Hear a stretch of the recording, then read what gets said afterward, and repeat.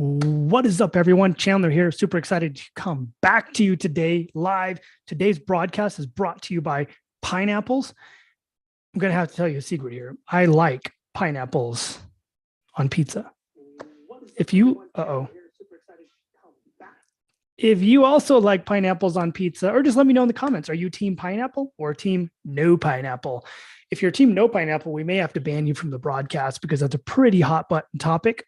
But anyway, what I wanted to really dive in today is what's going on in the market. Are we finally experiencing a pump? Are we finally moving back up? What is going on? What can we expect? And how can we prep ourselves to be in the best position possible to ride this thing out and really win this game of coins?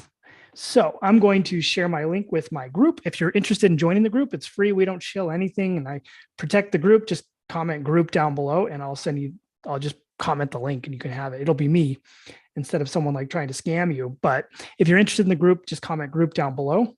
And I'm just telling everyone I'm going live, even though it changes to love every time. Anyway, let's dive into the market and see what's going on. First thing I kind of like to look at when we jump into this is our coin market cap. So I kind of want to go into coin market cap, what that looks like, and ultimately what we can, what I guess the overall frame of the market it looks like. That's really what I like to dive into first. So without further ado, let's do it. There we go. Should be good to go. I'm going to share my screen one more time.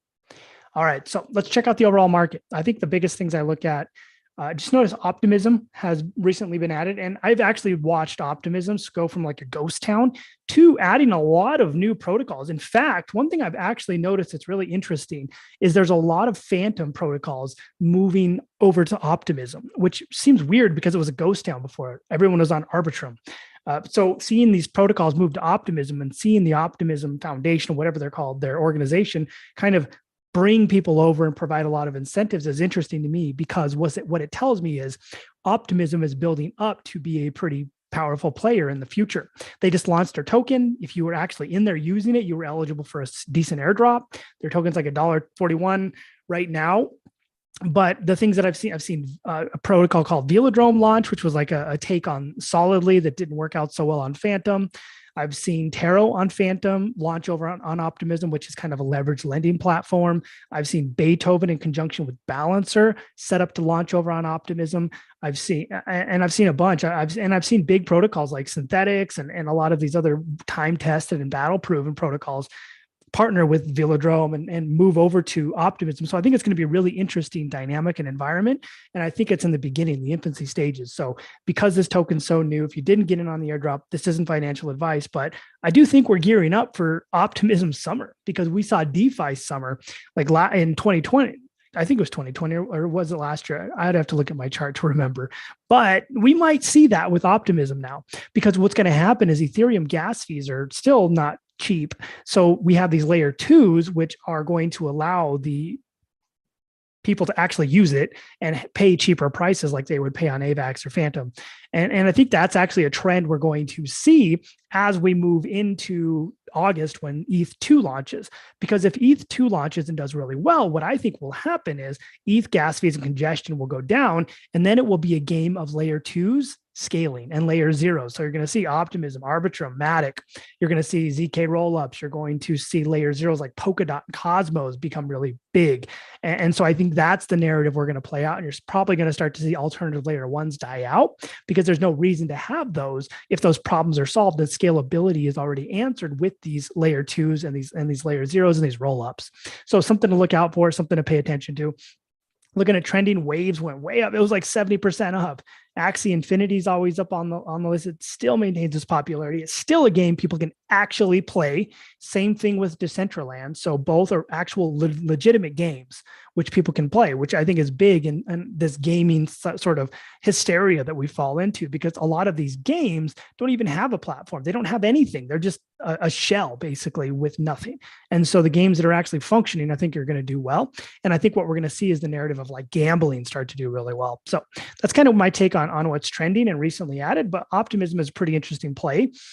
it was just launched on Coinbase, so I'd expect it to dump a little bit. Obviously, Bitcoin is not cooperating with anybody. It does whatever it wants. And we need Big Daddy Bitcoin to cooperate in order for anything to work.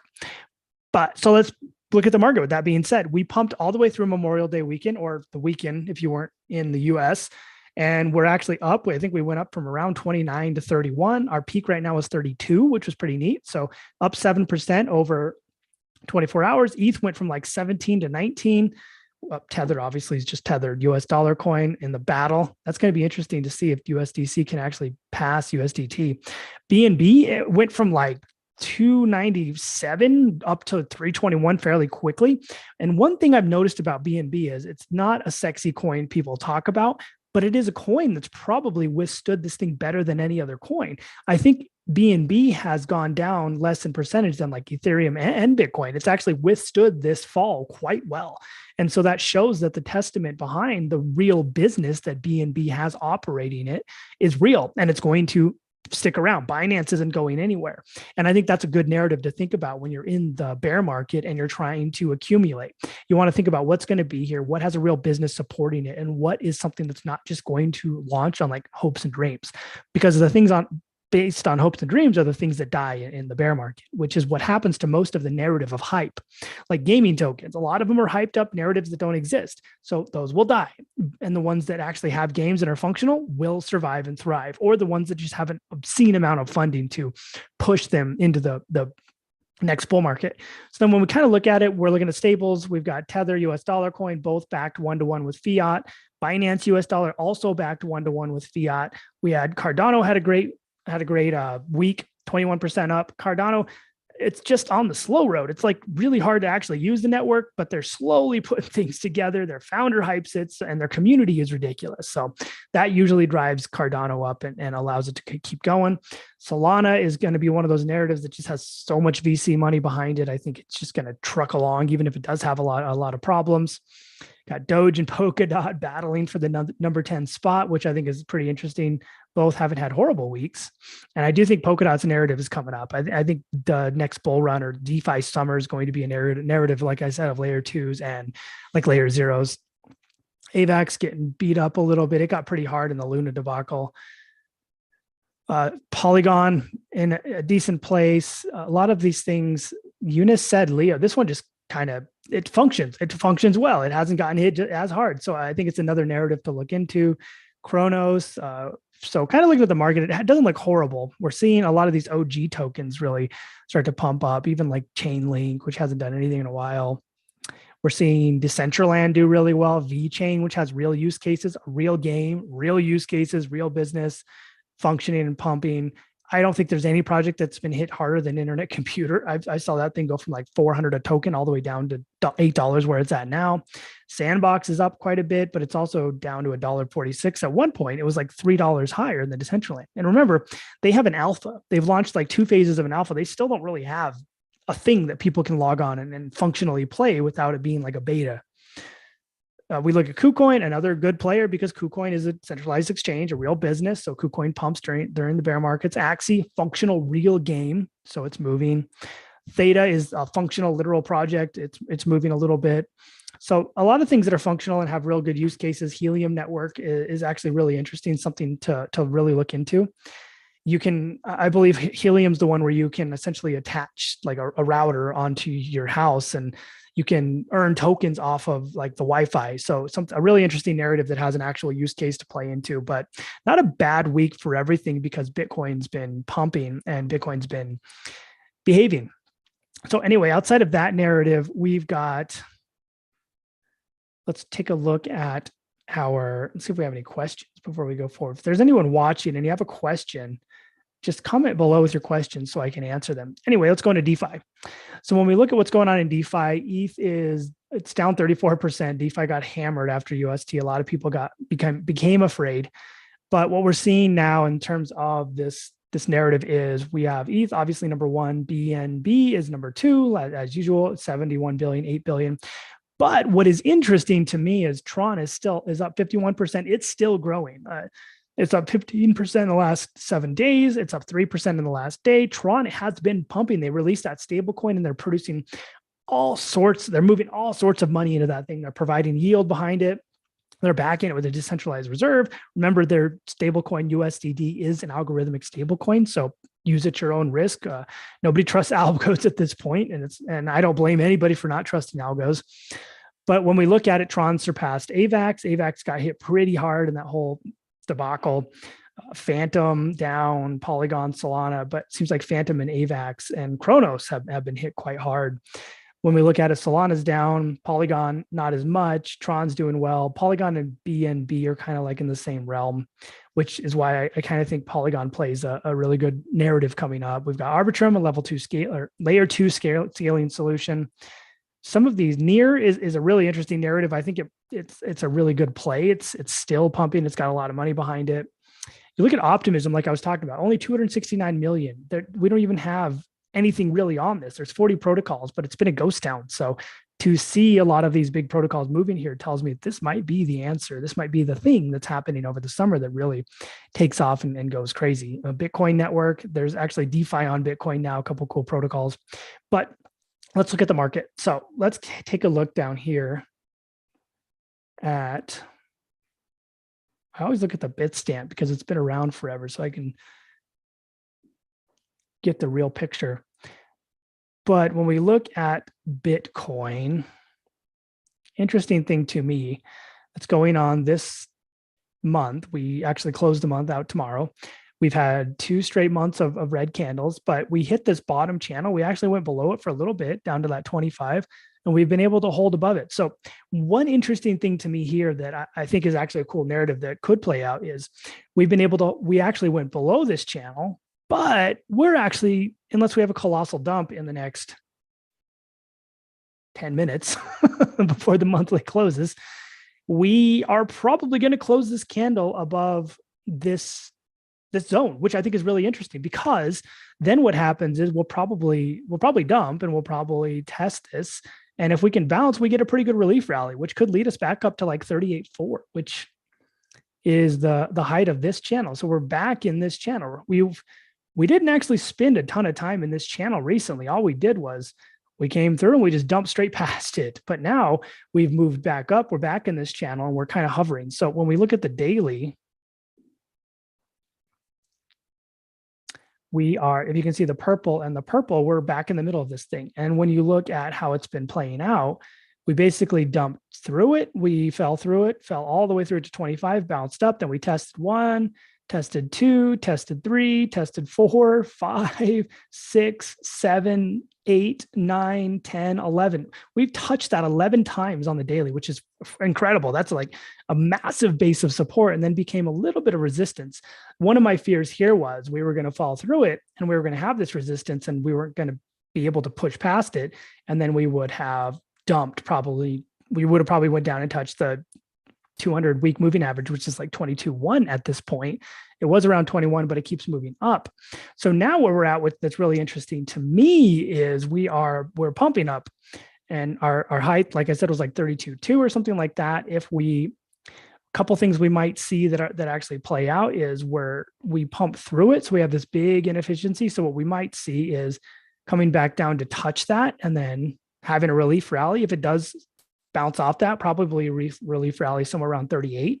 That doesn't mean we're continuing the bull run. What it means is we might come back through, we might touch, probably get rejected and move back down, is what I would kind of expect out of that. Like when we got stuck in this channel, it was touch, fail, touch, fail, touch, fail every time until we finally just ultimately failed and fell all the way through. So now where we're at is we failed, and then we failed to hold this support. And then we pushed all the way back down. We touched a million times testing that. And now we're pushing back up. So when we look at these scenarios, what could happen now is we come back down to test the support, and then we push back through. We could see this being an extended rally as well. We could push up to 34 and then come back down to test this 31 zone. But ultimately, for me, we tested this, like I said, like 9 times, which I think is incredible. It could be the opportunity for us to move to a relief rally here. Now, that doesn't mean we're going to break through. What that probably means is we push the relief rally and we come back down to test the bottom of the channel. So what does this mean for people watching? Well, this is an opportunity when we come near this area to essentially get out of positions you don't want to be in, to move out of positions into stables, whatever it is you want to do. But you can ride this rally up as an opportunity to get out, just so when we start testing back down. Because when we look at these channels, this one we've tested up and down the whole channel. And when you look at the way these channels work, this one we tested the top, came back down, didn't quite touch the bottom, tested the top, double top, failed. That was when we were in that phase of the bull run. When we look back here in the past, let's go look at this cycle over here, 2017. In 2017, what sort of happened was we had a similar situation. So before we sort of dumped all the way down and touched that 200-week moving average, we actually, let's open this up.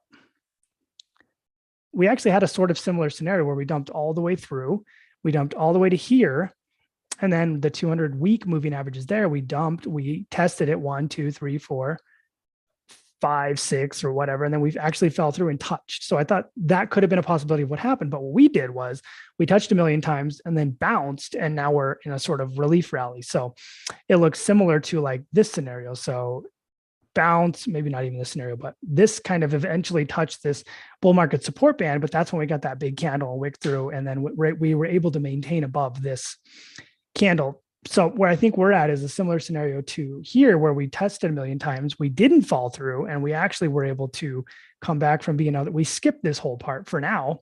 We were able to go, and then we just pushed right through. And so I think the narrative we're looking at now, and it's hard to predict this based on the past, because I don't think it's the same scenario, but it is easier to kind of look at where we're at. So I think what we're looking at now is a scenario to where we maybe come back up to this 33.9-ish. We maybe even pump to the top, but then we're going to pump all the way back down to sort of test this channel. I don't see us breaking through this just yet. It's a possibility, because by the time we get up here, we're going to see this bull market support band come down into here. And so what might happen in this scenario is this bull market support band comes down to like right here, this 35 zone. We pump through 35. And if we clear that, then it will clear above it, because it'll get a nice little bounce and it'll drive up to this 200-day moving average, which is at 42, which at that point is probably around like 40. So that would be a scenario to where we would pump and drive. Now, if we get rejected off that, we get rejected, we fall straight through. So that would put us in this scenario to where we get rejected, fall straight through, probably touch this and move back up. So all this to being said, I think we're in a relief rally. I don't think it's time to celebrate, but I think it is a good time to take into account what you're in, what you're doing, and whether or not you want to be in sort of the positions you're in. Because if we do get a pump up here, or even to the 200-week, it gives us an opportunity to get out of positions and get into better positions as we come back down. I think the biggest thing that will crush people in this market is greed. You start getting greedy. You don't want to get rid of anything. And then you're like, oh, it's going to go, hope and pray, and then dump and die death. And then everyone's sad again. So we want to be professionals in this thing in order to do what I want to do. I want to make money in this market. So we're going to come up here, and I'm going to see us bounce and bounce, reject, and I'm going to liquidate or get out of positions I don't want to be in, and use that as an opportunity down here to get better positions. Like for me, I like to put orders in somewhere around like 26. I had orders that all trickled all the way through this, just below it and just above it to get good orders. And now I'm not going to do anything. I'm just sitting here watching. I'm waiting. I'm seeing what happens. If we clear, great, cool. Maybe I'll put more in. But if we get rejected, I can liquidate and I can get into a better position again and just do it all over again. So when we trade in these bear markets, we want to be smart about what we do and not get religious or evangelical about our positions, because that's when we get wrecked. And that's one of the biggest problems I see in people who build like these crypto communities. They get evangelical about a coin. It's like, you have to buy this thing. It's on sale. Go in, buy it. But then it puts these people in this euphoric mind madness almost, to where they don't even know what they're doing. They can't even see or think straight or even breathe. They just buy the thing on autopilot, get wrecked, and then they blame the thing. It's not their fault. It's the emotional aspect of trading that gets us wrecked. And so I think we have to avoid that in these scenarios. Now, something to look at, BTC dominance is going to continue going up. I mean, look what we're at now. I would say this thing will probably hit like 55% before we start seeing it maybe come back down. But this dominance is starting to go close to parabolic. I mean, it's in a Bitcoin dominance bull market because alts bleed as Bitcoin kind of moves sideways and figures out what it wants to do with its life. So there's another key for me that I'm mostly accumulating Bitcoin right now, a little bit of ETH, but for the most part, Bitcoin. And I'm actually becoming a little more comfortable with accumulating BNB at this point as well, because it's actually held its grit quite well in terms of how it holds with respect to Bitcoin. So that's kind of where we're at with that. What I wanted to look at next is people always like to see what ETH is doing. So let's take a look at ETH. ETH is basically in the same position. It's cleared some. It had this support line at this 1693 that we touched, which is just a beautiful, beautiful little zone to jump in. The ETH's 200 week moving average is somewhere around 1100. Like that is life-changing opportunity right there. But this was a pretty good zone too. And like for me, I'll have buy orders here and I'll trickle all the way down just in case, because I want to hit these really good zones that will probably have wicks, maybe even a little lower. Maybe I'll put an order in at 700. I just want to be prepared to get these really good opportunities and not be afraid of the market when it comes down. So ETH is in the same position. It's essentially pumping. We're retesting this little line at 19, which has been a pretty strong line. And we touched one, like 2, 3, 4, 5 times before we fell through and went to this next support.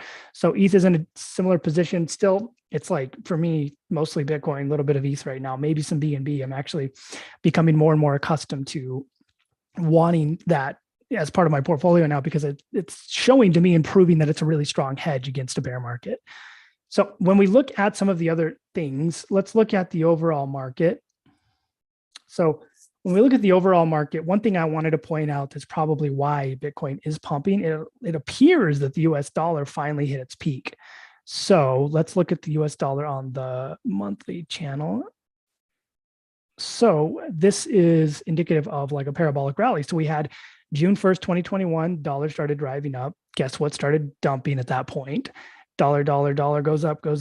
November it kind of hits, it dumps December 1st, continues going up, comes out of this channel that it's been in for like years, since like 2014. As soon as we come out of this channel, the dollar starts to go parabolic, pushes past it. And now we've actually hit this peak, which I think may be a peak for the dollar, because we've now fallen through this channel. We're back in the channel we've been in for a long time. So what this means to me is we're building a candle. What's going to happen now is we're going to test this line. And if the dollar gets rejected, it's going to test on its little support band.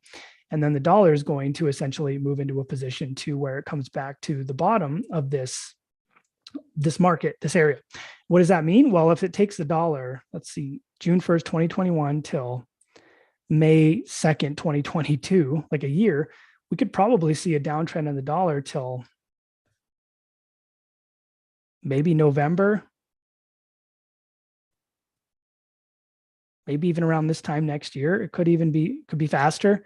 If it gets rejected off that, we're probably going to see a pretty big candle like we did here. So rejection, big candle dump. And that one was like May 1st, 2020 down to January 1st, 2021. So we could see something like that. It's going to go slow, and then all of a sudden it's going to go dump. So maybe March 1st, February, March 2023, dollar could officially hit like a near bottom, which would be indicative of a top for like Bitcoin for it to go pump, because it usually has an inverse relationship with how the dollar operates. But we kind of have to wait and see. Obviously, the monthly candle closes in 1 minute, I think. So we did dump below that. This does look like a top. So we came through. We actually got rejected so far off here. It'll try again, and then it'll come through, get rejected off that. Then it moves its way back down, which means Bitcoin will probably start propelling itself back up. When we look at the Dow Jones in the market, which Bitcoin has been following quite well, where we went through this key level support I had mapped out here, fell all the way through it. We were getting close to that 200-week moving average, which we could still get there depending on how the Fed outlook looks, inflation and everything. Like, we're not out of the woods yet. This isn't the greatest. This isn't like a comeback. We're not pumping just yet. We might see a good summer. Who knows? We might see it pump up to a new zone, but I think we, at the very earliest, probably see Bitcoin create a new high or start really big uptrend in the fall or early next year. Or maybe we do with a narrative like we did in I think it was maybe 2013, where we pumped into we had a big top in like September September-ish. Then we had another big peak for alts and everything in January. So maybe we're playing that narrative out. But what's interesting here is stocks kind of pumped through this, and now we're coming down a little bit. We're probably going to test this zone and push back up here, maybe depending on what the Fed looks like. But some of the consumer numbers and some of the numbers in relation to the economy came back better than expected. The Fed wasn't super hawkish or any more than they could be. So it looks like the economy sort of might be rebounding. I know in the previous episodes I was talking about us moving down to the 200 week, which I think is still highly plausible. I don't think we're out of the woods yet. I think we're having a good relief rally because we've had so many weeks of just red, like 1, 2, 3, 4, 5, 6, 7, 8 weeks of straight red. It's time to have a little bit of a relief rally. It's been a long time since we've had that many weeks of straight red candles. I mean, even this crash, 1, 2, 3, 4. So we're due for a little bit of a relief rally, regardless of what happens. So that's kind of where the market is in that environment. Let me know if there's any questions. Comment down below if you have questions. Let me double check if there are any. I haven't checked in a minute. Cool. So if you're watching the stream, comment with your questions down below. If you want to join our chat, just comment chat down below.